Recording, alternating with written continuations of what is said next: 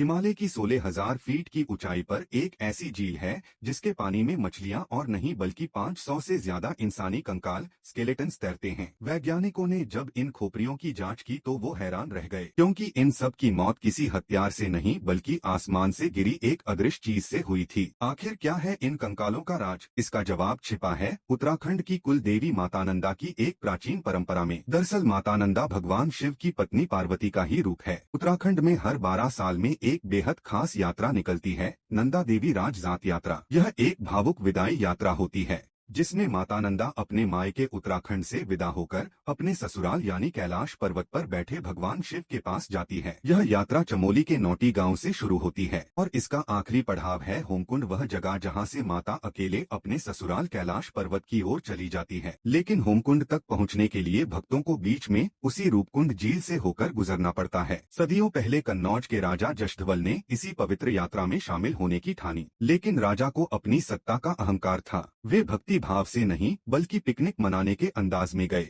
नियम तोड़ते हुए वे अपने साथ गर्भवती रानी, नाचने गाने वाली नर्तकियां और जोर जोर से बजते ढोल नगारे लेकर पहाड़ पर चढ़ने लगे। माता नंदा अपनी विदाई के वक्त यह अपमान और शोर शराबा सह नहीं पाए। जैसे ही राजा का काफिला रूपकुंड झील के पास पहुंचा, देवी का प्रकोप टूट पड़ा। अचानक आसमान काला हो गया। बारिश नहीं बल्कि लोहे जैसे सख्त और भारी ओले गिरने लगे। वो ओले क्रिकेट की गेंद जितने भारी थे। वहाँ छिपने की कोई जगह नहीं थी। वो ओले सीधे राजा और उसकी सेना के सिर पर गिर रहे थे। देखते ही देखते राजा, रानी और उनके 500 साथी वहीं बर्फ में दफन हो गए। सैकड़ों साल बाद जब 1942 में वहां बर्फ पिघली तो दुनिया ने देखा कि झील कंकालों से भरी पड़ी है। और जब फॉरेंसिक जांच हुई तो वैज्ञानिकों ने पुष्टि की कि इन सभी खोपड़ियों में दरारें थीं जो ऊपर से किसी भारी गोल चीज ओले के गिरने से ही आई थीं। यह झील आज भी गवाह है कि कुदरत और ईश्वर के नियमों को तोड़ने का अंजाम क्या होता है। कमेंट में जय माता दी जरूर लिखें।